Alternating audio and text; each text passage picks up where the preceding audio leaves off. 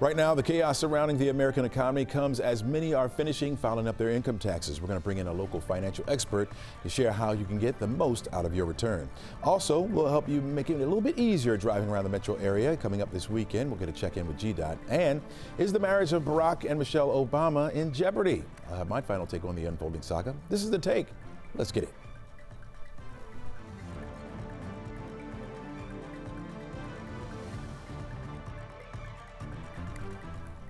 Hello and welcome. I'm Chesley McNeil. This is The Take, where we go above and beyond the headlines and we look at the why and how stories are impacting you and your community. We invite experts in to share their take on today's top stories, and we try to have a little bit of fun as well.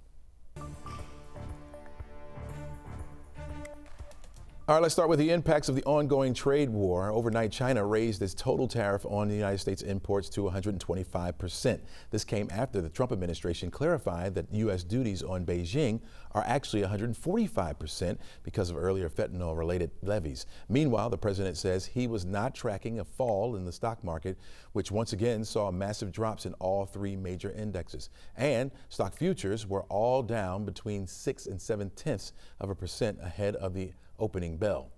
President Trump began Thursday's cabinet meeting acknowledging the transitional difficulty of his recent economic moves. Everybody wants to come and make a deal, and we're working with a lot of different countries, and it's all going to work out very well. I think it's going to work out really very well. But again, there'll be a transition cost and transition problems, but in the end, it's going to be a beautiful thing. All this economic unease comes as many Georgians are wrapping up filing their income taxes, but did you know you may have a little bit more time? Here now is financial expert Toy Wheeler, who is based in McDonough. Toy, welcome to the show. Good morning, Chesley. Thanks for having me. Oh, absolutely. We're catching up a bit on a break in our financial taxes because of the Hurricane Helene. How much do you think this helps taxpayers this go around? Well, I tell you, everything that's been going on in politics and everything has really impacted the IRS a great deal. In fact, Melanie Cross, the third leader of the agency to resign this year, along with the recent IRS employee layoffs of over 90,000 employees, has kind of reduced public confidence, added doubt, and increased fear towards this important annual filing process. Many are just, really worried about facing obstacles during their efforts to resolve tax issues because of all of the layoffs, and that their return processing and their refunds may be delayed. So, even IRS data from numerous sources point to the fact that taxpayers are just not excited this year about filing income tax returns. For example, Forbes magazine reported just a few days ago that stats from the 8th week of the filing season show that the number of taxpayers the tax returns received by the IRS has dipped again around 4.2% compared to last year. And this trend just has not changed much since January, the start of the season. So I'm sorry. I'm sorry. Go ahead. No, go ahead. No, I can assure you that the IRS, however, is still functioning and processing returns. And they're also applying penalties and interest as well. Gotcha. What have you been sharing with people to kind of ease their fears, the fears that you mentioned? Well, I do remind people that, even though there are layoffs, the IRS is still functioning. We do have some delays in customer service when we call the call centers, even on the practitioner side. But per my experience, returns are being processed and people are actually getting problems resolved quite efficiently and effectively. That's good to hear. Good to hear. Is there anything new this year that people need to watch out for? There's nothing particularly new, but I did put together for your wonderful viewers 5 last-minute tax strategies that can help save them a little money and maximize their returns this year. You want to share some of those? Absolutely. So number one, if you have retirement contributions to traditional IRAs or SEP IRAs, these are tax-deductible retirement products, and they lower your taxable income right away the year you contribute and file your tax returns, and that could save you and your family a lot of money. Number two, in addition to your federal tax return, most Americans have to file a state tax return, and a lot of states offer tax credits and other benefits for things like rent payments and childcare and even some educational costs. So it's worth checking those out as well. Number 3, fund a HSA, a health savings account. This is a high deductible plan, allows you as an individual to contribute up to $3,850 or $7,750 for your family. And it can be deducted from your taxable income the year you contribute as well. It's like a tax-free emergency fund for medical expenses. Number 4, write off business purchases. If you purchased a new laptop, software, supplies, as a small business or a self-employed individual, you can deduct 100% of those eligible expenses on your taxes this year. And lastly, number 5, deduct student loan interest if you paid it, educational expenses for higher education if you attended school. We're looking at $2,500 deduction for student loan interest. And if you took courses and you have course materials, those can be deductible and save you a little money and also get you some credits if you're eligible. Wow, that is very good tips. Very good tips, Tori. Really appreciate that. Yeah. Are there any areas that we shouldn't ignore this year? No areas that we should ignore, but I do want to place the focus on safeguarding personal information with everything that's going on.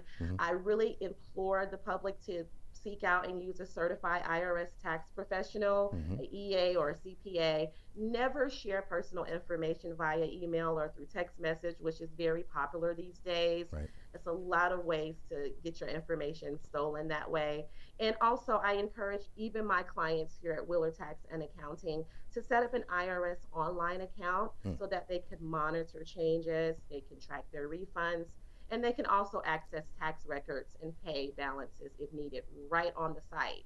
And that is the most secure way to do it.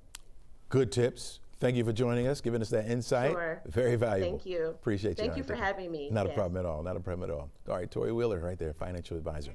All right, right now, deputies are investigating multiple shootings that left 2 people dead and another one injured. One of those shootings happened at a Walmart on Salem Road in Covington, which was closed at the time. The other shooting happened at a nearby home. Deputies say the suspect is an employee, and they say that the suspect targeted fellow workers before being captured in South Carolina. Powerful storms across the metro area brought down trees and power lines Thursday night. We know there's damage in Hattville and Douglasville and some close calls with trees on houses and cars. Right now, crews are working to restore power in many areas. Take a look at the extended forecast, and it shows we're getting better with time. Today, we are starting off with sunshine, but we'll see those clouds increasing as we head toward the afternoon. About a 30% chance for an isolated shower or 2. That'll get out of the way by 8 or 9 o'clock tonight. We'll get the sunshine in here in full for the weekend. It's going to be a cool start, as highs will only be in the 60s on Saturday. Sunday, 73. And look at the 80s returning back to the area by the time we hit Monday.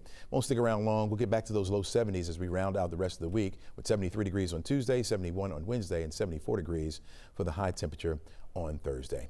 Don't go anywhere, folks. We're back right after this.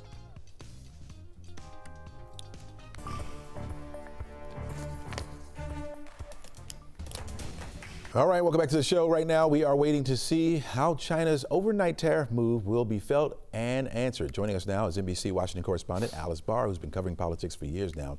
And Alice, China's moves to raise tariffs on U.S. goods to 125% is adding more fuel to the fire, obviously. Is this all talk, or is China ready to back up these moves further? Yeah, no, it looks like China's ready to back it up. We also heard from the Chinese leader, Xi Jinping, that he said China is not afraid and will be able to stake out its position and sustain this trade war, essentially. He said that there are no winners in a trade war and that they only lead to isolationism, but that if sort of this is the world that we're living in, then China's clearly not backing down. As you noted, having hiked very early this morning, the tariffs on U.S. imports into China to 125%. That match the retaliatory tariffs that the U.S. put on Chinese goods, though that actually we've learned clarification from the White House that that tariff is actually 145% because it includes a previous levy that was related to fentanyl coming into the U.S. from China. So that level is essentially so high that imports, exports between the U.S. and China, this is from Chinese leadership saying that it's sort of unsustainable at this point, that it's kind of impossible to have trade move back and forth at those rates. So China indicated that it was not going to raise tariffs any higher if there is a further tit for tat, because they're sort of saying it's moot at this point. It's so high. Yeah. Alice, did we see any other nations making any lineups to talk to the president? Yeah, I mean, we've been hearing from the White House that, they'd been saying that there were 75 countries that they were initially going to have these sweeping tariffs on outside of China that were all paused. And President Trump has been saying they've all been calling. And we're getting a little bit more insight from various administration officials that it's a group of maybe about 20 so far with whom they've been having more concerted, kind of substantial conversations. And President Trump says he wants to have these individual fair trade agreements with all these countries. There's a 90-day pause now on those really high tariffs on a broad swath of countries. So 90 days to make, maybe 75 individual trade deals is a daunting task. But that's where things stand right now. And various White House officials have been saying that, they're going to be able to negotiate really good deals and get to a positive space through all of this. The question is where China fits into all of that, because even if all of that is possible with the other countries, the U.S.-China trade relationship is just so outsized that that's going to continue to really rock things as long as that is out of whack. Gotcha. A new report showing inflation cooled in March, more than expected from the month before. But go inside the numbers for us a little bit here, Alice. Is this a good headline that we'd like to think? Yeah, I mean, it's definitely good news that essentially inflation had cooled in March from the month before that. But the thing to think about with all this kind of data that we get is that it's all on a lag. So this was all collected really before the very substantial ratcheting up of the trade war that we've been continually talking about. So it's good news that prices were coming down in the lead up to this. But again, economists have repeatedly said that the higher tariffs that are kind of being swung around, that they are going to lead to upward pressure, forcing prices up on so many of the goods that U.S. consumers rely on, just based on the China relationship. But there are also other previous tariffs on foreign autos, on aluminum and steel, various other things that are still in place that are keeping the tariff overall rate just elevated. All right, Alice Barr, thanks so much for joining us. Appreciate your insight. Have a great weekend. You too. All right, the road to the White House ran through Georgia, and the spotlight is still left right here in the state. Co-anchor of the Georgia Vote, Zach Merchant, is here to break down what we know ahead of the show this coming up Sunday. Hey, Zach. Hey, Chesley, always good to be with you. You look back on 2024, we talk about that line that so many people have said because it is so true. The road to the White House, it ran straight through Georgia. We all remember that election. Big spotlight on our state, right? It really has not left. Maybe it is dimmed just a touch, but it is getting ready to brighten up very much, very soon. Why do you say that, Zach? Well, right now, of course, the Georgia General Assembly is over. The legislative session wrapped up a week ago today on Sine Die, which we'll talk about in a moment. Now there's sort of a moment of catching your breath if you're a state legislator, if you're somebody in the political space. But very quickly, and really right now, in real time, even though you're not hearing a ton about it publicly just yet, all of the focus, all of the energy is turning to 2026. The governor's mansion is up for grabs because Republican incumbent Brian Kemp, he's term limited. He can't run again. And Jon Ossoff, a U.S. Senator, Georgia, Democrat, he is up for re-election, and that is expected to be one of the most heavily contested Senate contests in the entire country. Republicans really want to flip that seat. Democrats really want to hang on to it. Jon Ossoff, he recently announced about $11 million in fundraising just in the first 3 months of this year. The GOP, they're still awaiting for their field of potential contenders to really finalize and firm up, but you can be sure they will be fundraising heavily as well. Okay, the stakes are high, right? Republicans feeling good about their chances given that the presidency, they won the presidency in 2024 and they control the state government, right? Are Democrats confident that they can change any future elections? Yeah, that's the question that so many people are asking, and we took that question to the current leader of the Democratic Party of Georgia. He's an interim chair. It's Matthew Wilson. He's been involved in party politics for a long time, but he'll say this. He'll be very careful to say, I am an interim chair only. This is a party in transition. They have an election scheduled to choose a permanent party chair on May 3rd. And there are a lot of questions after their 2024 loss about what the future of the party is and what their strategy will be. That's a question that Democratic parties all around the country, the national parties, state parties across the United States, they're grappling with after that 2024 presidential loss. We take that question to Matthew Wilson. Hear what he said this Sunday on the Georgia Vote at 11. All right. It's also been quite a week since we last spoke. Last time we were gearing up for the final days of the Georgia legislation. What are lawmakers doing now? Well, like I said, they're taking that sort of deep breath because the session, it is a lot of hurry up and go and mostly going. There's a lot that gets done under those 40 legislating days under the Gold Dome, but they're also, like so many folks, they're looking at 2026. There are a lot of state lawmakers who are at the very least considering a run for statewide office, and there's this ripple effect, right? So somebody runs for governor, somebody in a lower position might eye the role that person now running for governor is in. So if the lieutenant governor announces, for instance, that he's running for governor, that will open up a position for many potential contenders to run for lieutenant governor. I see. Now, there's always something around the corner, right? Always something that pops up. Any big surprises we're suspecting at the end of the session? There's always lots of surprises. A week ago, we were talking about how it was sine die, the last day of the legislative session. There's always a lot of intrigue on that last day. I want to focus on one thing that close watchers of politics might have noticed, and that is that typically the session runs really late into the night. Not so this time. The state Senate gavelled out around 9, maybe 9:30 in the evening, while the state House was still negotiating, still deliberating, still working on bills. Typically, they gavel out about simultaneously.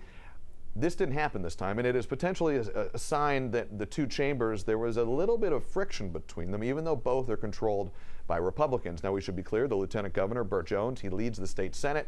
He said, along with the Speaker of the House, John Burns, there was no bad blood between them, but it is potentially a sign of Lieutenant Governor Burt Jones flexing some political muscle ahead of a potential campaign in 2026. I got you, Zach. Really appreciate that. And of course, we'll be watching to find out what unfolds, and we'll see you on the Georgia Vote. Thanks for joining us. All right, and you can watch Georgia Vote with Zach and Faith Jesse Sunday morning at 11 o'clock right here on 11Alive Plus. Plenty more stories ahead, folks. This is The Take. We'll be back right after this. All right, if you're driving around the metro area this weekend, involves I-75 inside the perimeter, well, heads up. There's some road work that could impact your commute. Let's check back in with Kyle Collins of the Department of Transportation, Georgia Department of Transportation. And Kyle, good morning to you. Hey, good morning. How's it going? Not bad, not bad. We're talking about that Acres Mill Road area that we talked about last week. What work is ahead for this project? Yeah, so obviously the access point opened in January, but some of the closing work for construction includes removing the temporary barrier, specifically affecting that northbound travel as you're approaching Acres Mill, where you get to 285, that Windy Hill Parkway overpass. Last night, weather may have messed with them a little bit, but contractors are supposed to come in to start removing that barrier on the inside lane, which affects the HOV lane. They're going to come back Monday and Tuesday, weather permitting, to do some additional paving to give you a little bit of relief in that section. I know we've gotten a lot of social media comments and some general questions from folks, so just wanted to let everyone know that that is upcoming. Gotcha. So it won't be taking place this weekend. It'll start on Monday. Correct. So they're going to come back and do the paving on the inside shoulder once they get the barrier out of the way tonight on Monday and Tuesday. That would generally be 8 or 9 p.m. start, and they would be out of the way by 5 a.m. the following mornings. Gotcha. After all that, what's left to be done there?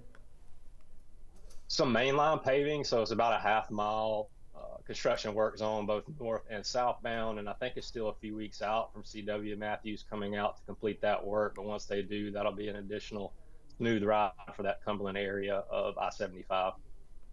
Gotcha. All right, let's head over to the exchange of I-285 and 20. Got major work there, which will impact some of those medical facilities over that way. Tell me about that project. Yeah, so that's part of our major mobility investment program project that kicked off back in 2023. That's known as one of the top bottlenecks, unfortunately, in the metro area, but it shows how proactive GDOT has been with programming projects to get out on the street and fix some of those problems, make traffic flow more efficiently and more safely. So part of those improvements is local overpass rehabs and reconstruction. We closed down Miller Road not to go to reconstruct that bridge. There's also additional work at Farrington Road around DeKalb Medical Parkway in Hillendale. 2 weeks out from today, there's going to be a weekend-long detour to allow the contractor to build up roadway adjacent to that new bridge, which will be a realignment of that intersection. The new bridge is going to be longer, a little bit higher and wider, so we have to detour traffic for that period from April 25th through to the morning of April 28th to allow that work. So it's a temporary headache. It's not a major detour. Access will still be maintained, all the medical facilities on DeKalb Medical, but will just be a little bit of a change for that period for the folks who's driving in that area. Yeah, Kyle, is it tough to do this kind of work around medical facilities? There's a lot of collaboration that goes into it, getting out ahead of it several weeks or even months if we can, to let them know what is coming, distributing flyers, doing our digital marketing and media and announcements, using media partners such as yourself to get the word out. We obviously want to make sure we maintain access, but there are times when we have to affect that to allow us to make the construction improvements. So it's all said and done, having a safer realigned intersection, a brand new bridge there at the Farrington and Hillingdale area, we think the local drivers are going to see a lot of benefits. Yeah, you talk about a flyover, right? Another item you're tackling, a flyover over the 285 South and 220 East, that particular area. When can we see this fully come together? Yeah, so folks have probably seen that specifically the last 6 to 12 months really start to take shape, all the way from those bottom foundations to the top deck being poured. So you're heading 285 South, hoping to get to 20 eastbound, approaching that collector distributor system on Wesley Chapel. That's typically been a headache for drivers. We know it's a sharp curve. Sometimes there's some issues there with some incidents, and part of this project is making things much safer and more efficient for all drivers, specifically freight trucks. So 285 southbound to I-20 East, we're hoping to have that new flyover ramp bridge open by mid to late May. So that's really one of the first big major milestones that we're delivering to the public, and we think it's going to provide a lot of relief. And it's not going to be a huge change to you visually. You just shift a little bit to the left, but it's going to be larger, wider, higher, and allow you to make a much more gradual curve and take that in a better capacity. Gotcha. Kyle Collins, hey, love the picture behind you, that traffic shot with no traffic in it. I like it. Yeah, springtime, baby. That's what we're trying to go toward. That's what we're trying. Thanks so much for joining us. Really appreciate it. Have a good weekend. Y'all too. Take care. All right. Back with my final take when we return. Don't go anywhere. All right, we are looking at a beautiful weekend. We had that rain last night. We'll get a little bit more as we head into the afternoon today, but Saturday and Sunday look gorgeous. Temperatures will be a little bit cooler on Saturday at 64 degrees, but will rebound nicely on Sunday, looking at 73. 82 for the afternoon high on Monday. That'll be the warmest day of the upcoming week. As you can see, temperatures will fall back down to the low 70s as we head into Tuesday, Wednesday, and Thursday. It looks like we're going to be dry for much of next week. And keep in mind, low 70s is where we should be for this time of year. That 82 is a bonus for those of you who like that warm or hotter weather. It's coming. Be patient. It'll be around. All right, before we go, here's my final take. So former First Lady Michelle Obama recently came out to put to bed the rumors that her and former President Barack Obama were getting a divorce. Those rumors were fueled by a few absences by the First Lady, notably the President Trump's his inauguration, and former President Jimmy Carter's funeral. When asked about her marriage, and why she didn't attend those events, she simply said, well, she's taking some time for her. When the Obamas were in the White House, she felt like she was obligated to attend presidential events, and now she gets a choice. And good for her for exercising her choice. But two things I observed from this, all right? We don't have a royal family here. We just have the presidential family, and that's close enough for us. It's the closest thing we have. And we want to see you, especially after you leave the White House, because you're not in the spotlight so much. So we want to see you. Second thing for me is when she was asked about the marriage, she really didn't come out and answer the question directly. She didn't come out and say, and I wish she would have said, me and Barack are good. That's all I would have needed. But she never addressed it directly, right? She just started talking about herself, which she has the right to do, but you know, and maybe it's none of our business, but I'm invested in them staying together. And I will admit, I'm a bit concerned because she didn't come out and say it. I wish she would have just said that. We're good. We're good. That's all I needed to hear. Stay together, please. All right, folks, that's all we have for you today. Encourage someone like me. Have a great weekend.